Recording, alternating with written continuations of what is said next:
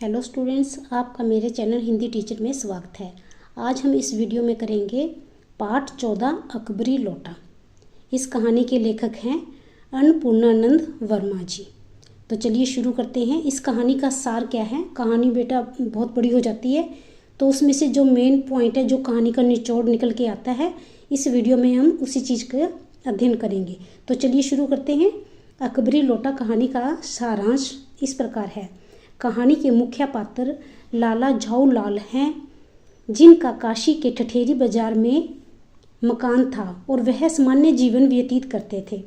एक दिन उनकी पत्नी ने उनसे 250 रुपये मांगे। 250 रुपये, 250 रुपये। लेकिन झाऊ लाल के पास उस समय रुपये नहीं थे। उन्होंने पत्नी को 1 सप्ताह में पैसे देने का वादा किया। जब वह पैसे नहीं जुटा सके तो वह अपने मित्र पंडित विलवासी मिश्र से मदद मांगी। उन्होंने अपने दोस्त से मदद मांगी।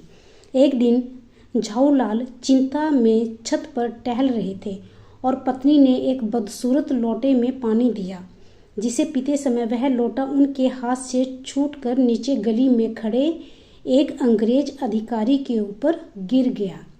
उससे उस अंग्रेज के पैर में चोट लग गई और वह गुस्से में झाऊ लाल के घर में घुस गया। इसी समय पंडित विलवासी मिश्र आए और चतुराई से उस बदसूरत लोटे को अकबरी लोटा के रूप में उस अंग्रेज अधिकारी को बेच दिया। उन्होंने लोटे की खूब तारीफ की, जिससे अंग्रेज अधिकारी उसे खरीदने के लिए लालायित हो गया मतलब बहुत एक्साइटेड हो गया उसको खरीदने के लिए। अतः लोटे की नीलामी में पंडित जी ने 500 रुपये लेकर लोटा बेच दिया और झाऊ लाल की आर्थिक समस्या भी दूर हो गई। यह कहानी हास्यपूर्ण शैली में दोस्ती, बुद्धिमत्ता और आर्थिक समस्याओं के समाधान को दर्शाती है, जिसमें एक मामूली वस्तु के माध्यम से सामाजिक चालाकी और समझदारी दिखाई गई है। कहानी में यह संदेश भी है कि कठिन परिस्थिति में अच्छे मित्र और सही सोच से समस्याओं का समाधान पाया जा सकता है। अकबरी लोटा पाठ से मिलने वाली नैतिक शिक्षा क्या है?